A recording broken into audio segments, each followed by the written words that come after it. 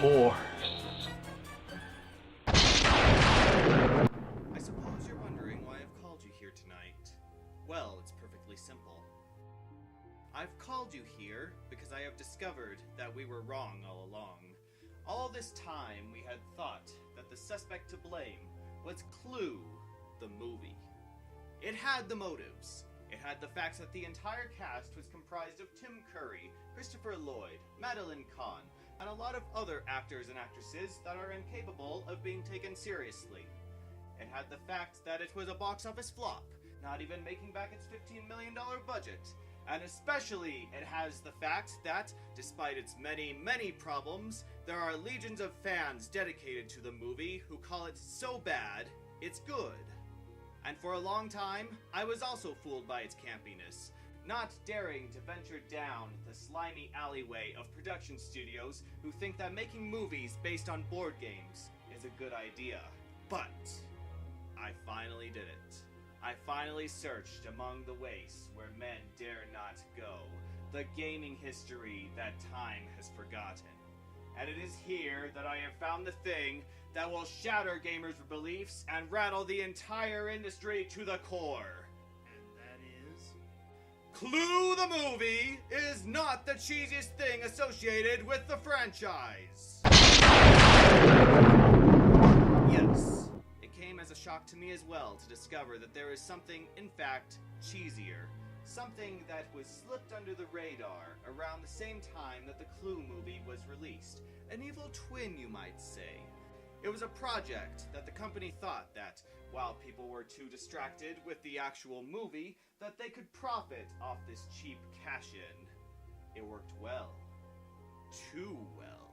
And now this abomination swamps every shelf of every thrift store in every state imaginable. And the creations that have spawned from it will not rest until they have filled up every nook and cranny remaining. Well, what is it? A game show? No. A musical? No. A children's TV show that only lasted 5 episodes? No, in fact, there is something even cheesier than that. It is already part of a form of media that is rapidly fading from public consciousness. But, as long as the internet exists, it will not let us forget the horrid thing that it is. You don't mean... Yes! The Clue VCR mystery game. And now, with the responsibility placed upon me as an internet critic, I must review this game and tell the world my thoughts. Alone.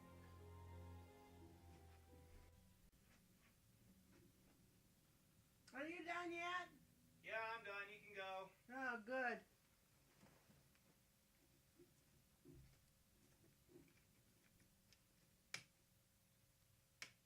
This day for night has been pretty depressing.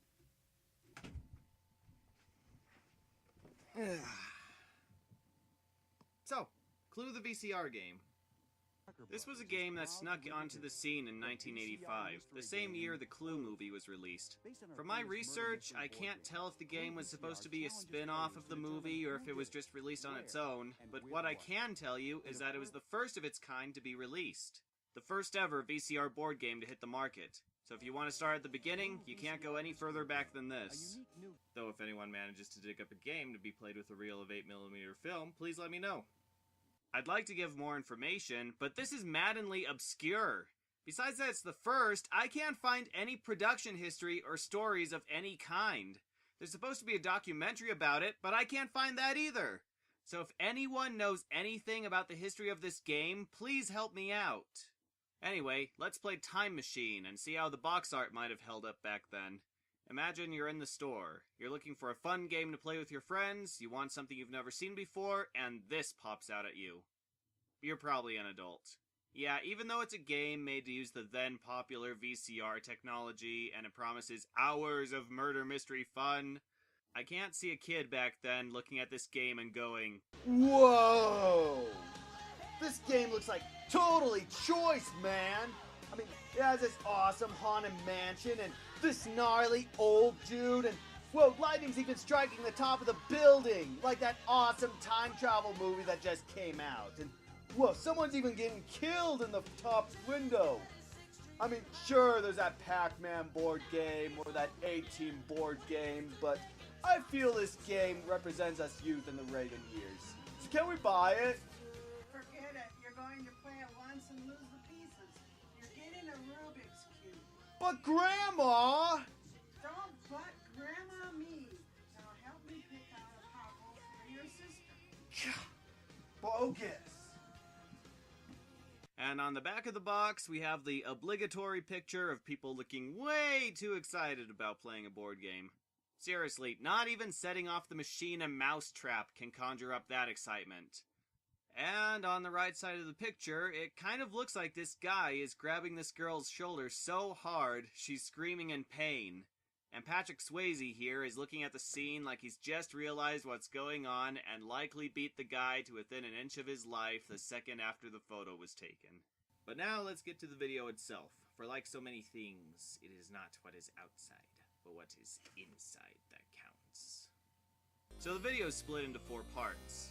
In the intro, we're introduced to Body Mansion and the guests.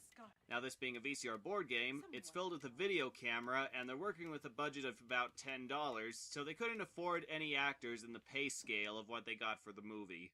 That doesn't mean they couldn't get an ensemble cast. Look, there's Dr. Chen from ER, Billy Connolly, Betty White as Cruella DeVille, Kevin James, and Bruce Willis reprising Dr. Ernest Menville.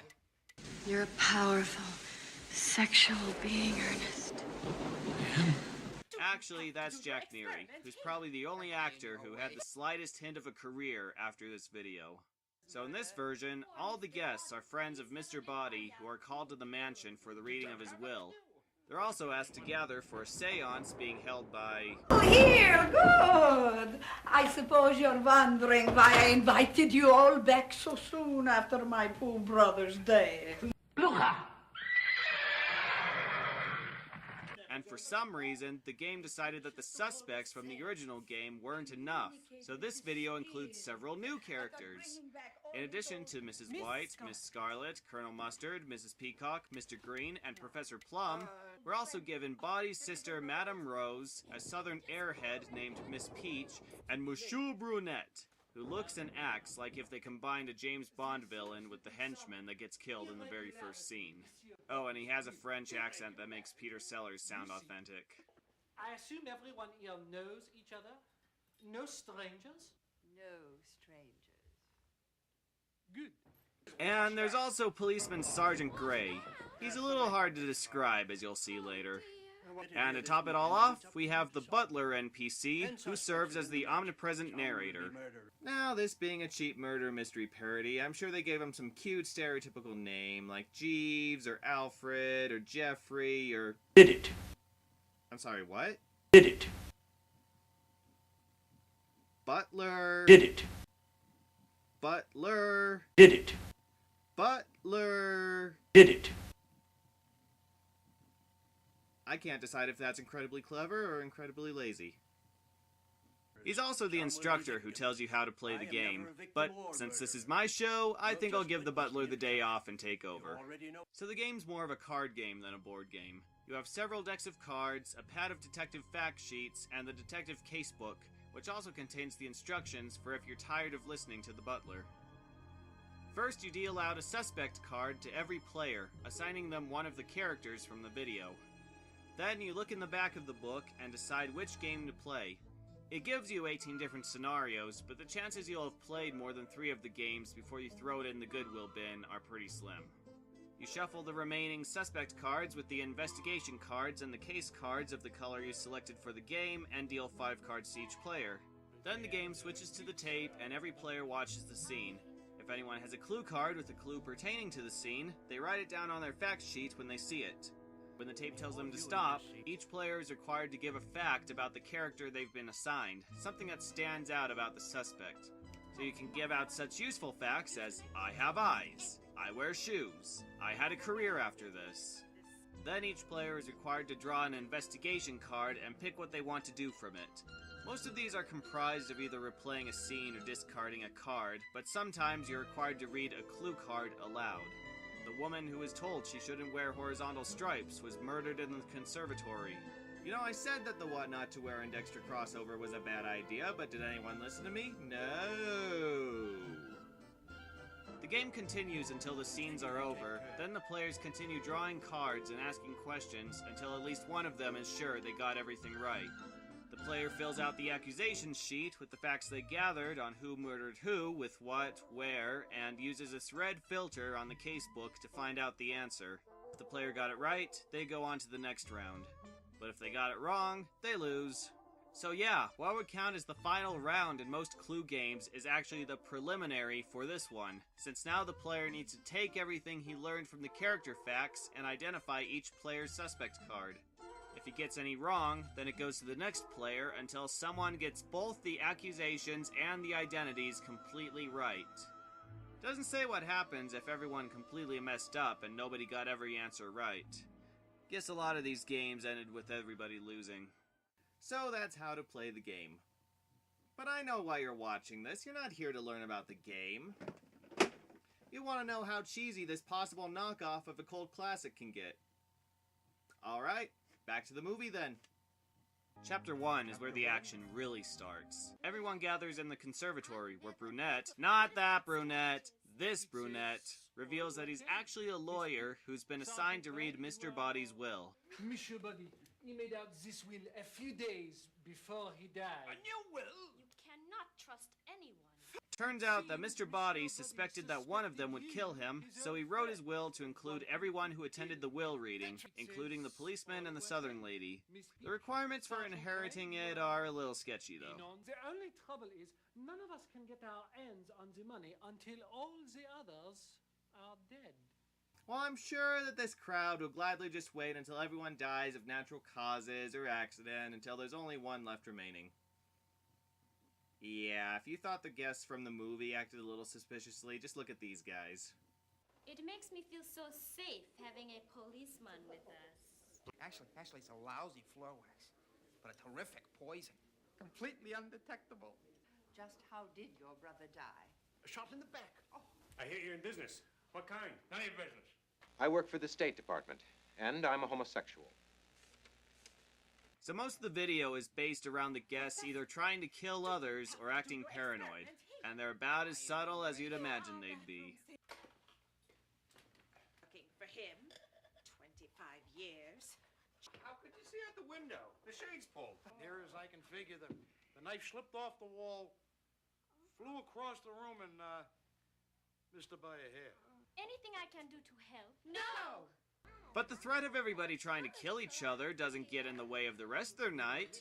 Look, they even have dinner together, which is promptly poisoned more than an Arctic Circle burger. Certainly. And everybody seriously starts to eat before Professor Plum notices his poison jar is half empty. No, it was completely full just a half hour ago, and now it's empty.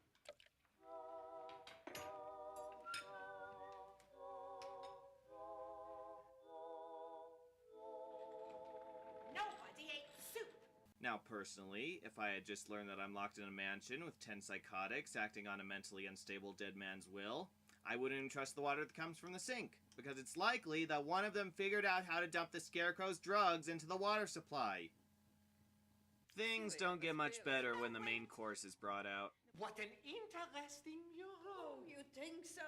You're playing little games with me, sweet Jane Blair. How did you know?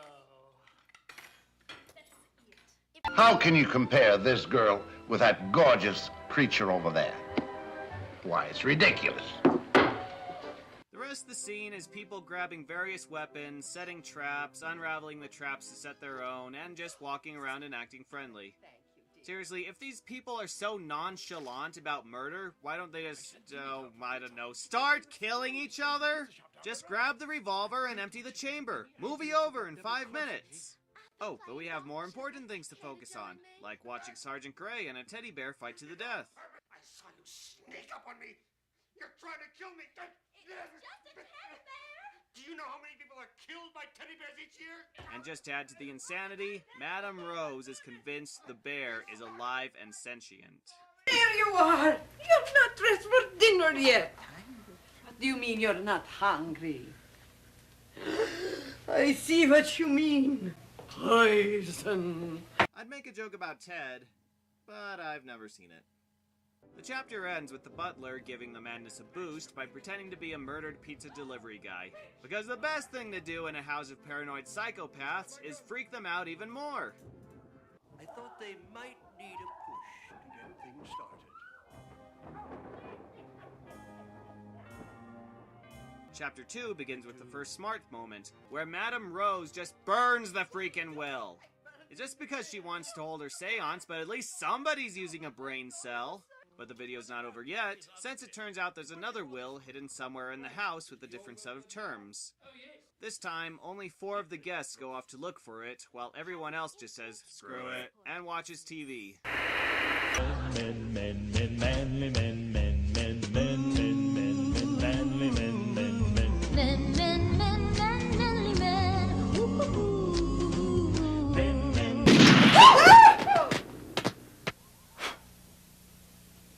How clumsy of me. When do you suppose we can leave? Special bulletin. The river level is going down and the bridge should be repaired by tomorrow. Thank you. You're welcome from all of us here at Plot Convenience News. Meanwhile, Brunette and Brunette aren't what they appear to be. But we don't have time for that, since Mr. Green and Professor Plum have found something else. Like a will. It's Mrs. White's diary. Why does she keep it taped to the drawer? So people like us won't find it. And if it sounds like I'm skimming through the plot, that's only because the video is. It's determined to squeeze in every murder mystery cliché in an hour-long video, so the average scene rarely lasts more than 30 seconds until they move on to another plot point. And that's also why you're not seeing many skits from me. Practically every time I think of something to parody, the video does it for me.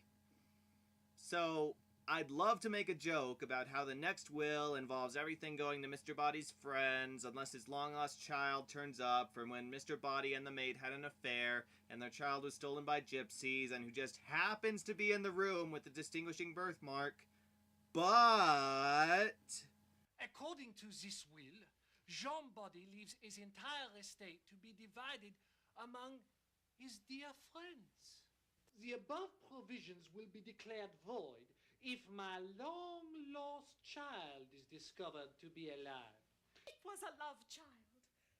We were young and foolish. I was determined to raise the baby on my own until gypsies came in the middle of the night and stole our baby. A birthmark on the left leg in the shape of a candlestick. Do I even need to go any further? The movie's doing fine on its own. Anyway, yeah, it turns out that Sergeant Grey is actually Mr. Body's son, as seen by a birthmark in the shape of a candle on his leg. But Brunette, not that Brunette, this Brunette, figured it out before anyone and tattooed the birthmark into her leg, claiming she's the long-lost child.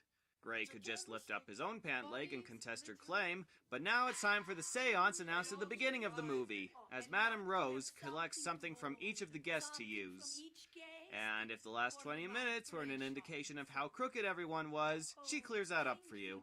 Dear, you're lucky it never came to trial. The man who used to own this swindled out of his life savings. Oh, you had an accident in Sumatra. I work for the State Department, and I'm a homosexual.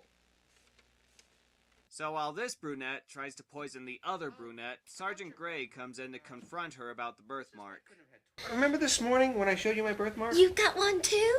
Oh, I showed it to you. Sergeant, your memory must be going now. I think it's time we got to the seance. Mother, honey, let's have a chat. Well, I've heard of quick change acts, but this is the first time I've ever seen a quick change actor. Meanwhile, at the seance, they managed to get into contact with the spirit of Mr. Body, but not in the way they planned. Who said that? It's coming from Brunette. Revenge for my death. That's Body's voice. Your mother's in here with his card. Would you like to leave a message? I see that she gets it. And then the butler turns the lights out, turns them back on, and everyone's gone. End of chapter. So the seance that was built up since the beginning of the movie? Over in 2.5 minutes and never resolved. The third and final chapter begins with Brunette burning the will before Brunette can stop her. But that's okay, because there's another will hidden in the house. What does this one say? I have come to the conclusion that everyone has a dark secret. Some corner of their past they would kill to keep hidden. I hereby will my entire estate to the one individual present who can unearth the most secrets about the others. You know, at this point, I'm wondering how they're even going to enforce the will. They're stranded in the mansion, every one of them has no qualms about offing each other, the law enforcement is useless, the lawyer has questionable motives, and apparently the wills are all kept in the house with no legal copies.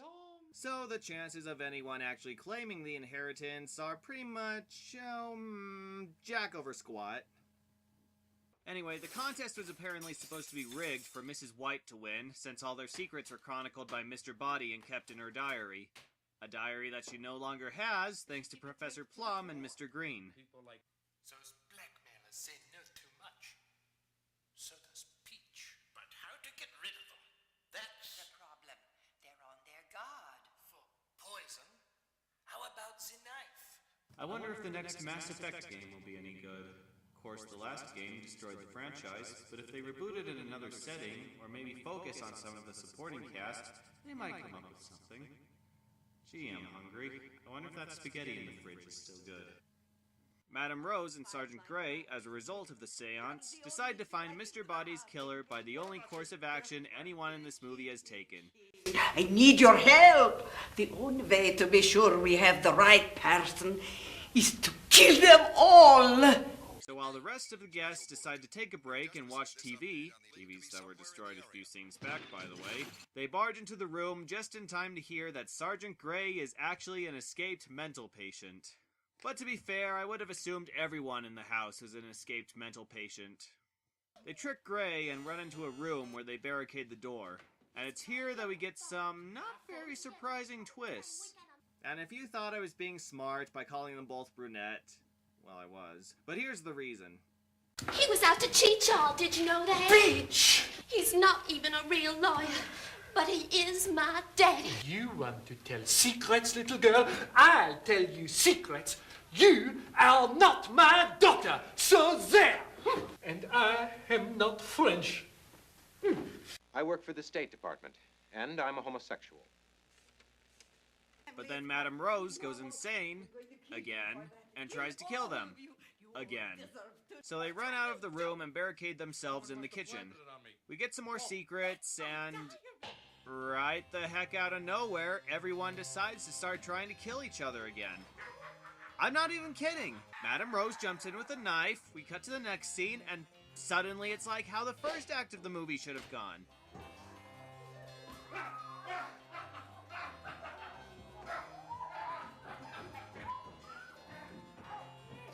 Welcome to Body Mansion. Wait a minute, that's it? You spent an hour giving us nothing but twist after twist, and you end with no resolution at all? At the very least, you could have ended like this. Everybody bodies! No! Go, go, go, go, go!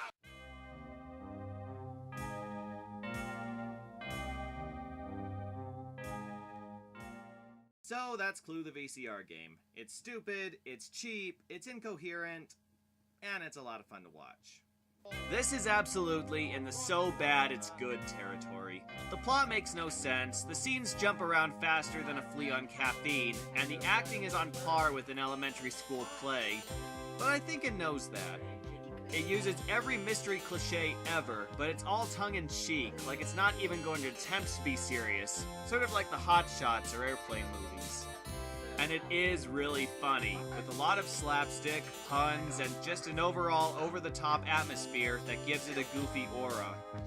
Personally, I would have liked it if the scenes were reversed and we got the kill everyone scene last, but it does have a good progression from beginning to end, and you want to know what they do with their twists.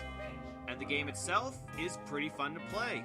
It's hard to find a game for kids and adults that both will enjoy, but it gives a lot of challenge and a great video to want to pay attention to. And actually, it feels more like a mystery game than the real Clue. So if you want to try a different kind of board game and you find one of these at your local thrift store, which you likely will, then give it a buy. Or if you just want to watch the video, you can probably find it on YouTube. Just sit back and enjoy some low-budget, obscure 80s cheese. Jeez, it's hot under that hat. So, that's it for this week's episode. Thanks for watching, and see you on the next episode of... Wait a minute, we were wrong again. About what? The cheapest thing isn't this VCR game. It's not? Then what is? The cheapest thing without a reason to exist that bears the name is the Clue Mystery Puzzle. Yeah, I don't review puzzles. But you need to review this one. It doesn't have Mr. Body in it. It has someone like Mr. Black, Yeah, that's okay. who's run I'm over by a devoting the friend, show and to you need movies to and put together games, the so there's puzzle. really not a reason to And add use something this red else onto decoder to to make an find the episode culprit of. Besides, by I'm trying to finding balance hidden what I clues in currently the have, background. so I don't need And another look, thing it to even interrupt comes with a me. mystery So book if you that could tells please the just story. leave and go find something And else why to do, that'd anybody be would great. market Yeah, this, that's okay. I don't... All right, fine. I went to all that trouble to find the worst thing that has to do with Clue and spent money to get it. But if you're going to be unappreciative, I'm just going to throw this away. Enjoy the rest of your show. Well, that was kind of anticlimactic and kind of killed the ending. So thanks for watching, and bye!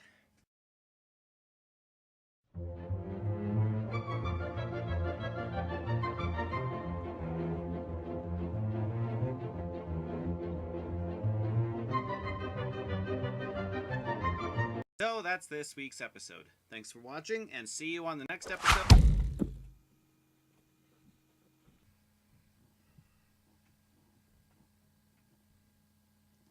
Well, he's dead, all right. But who would kill an internet critic? Frankly, my dear, everybody.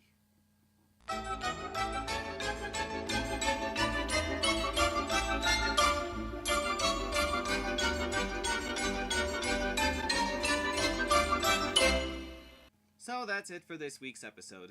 Thanks for watching, and see you on the next episode of Direct to Disaster. And scene. Alright, that's enough filming for this week. Gotta get it all edited together and posted by Monday. Why do I wear this? It's the middle of summer.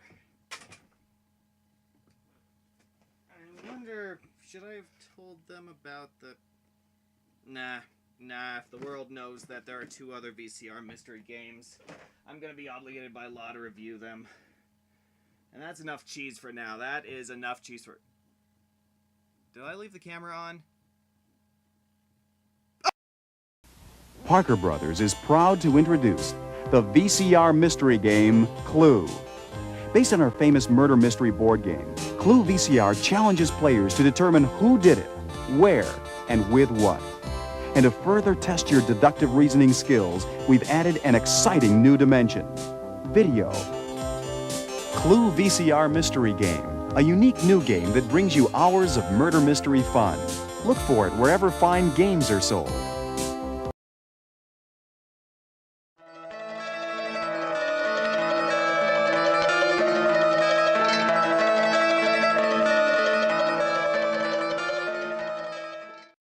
that's it for this week's episode of Direct to Disaster. Thanks for watching, and see you on the next episode of...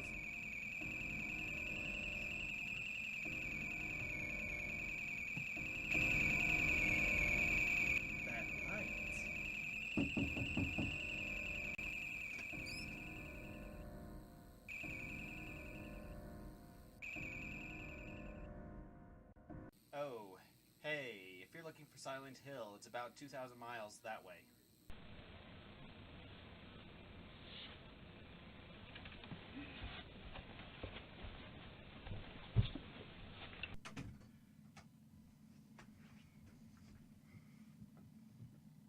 Taurus.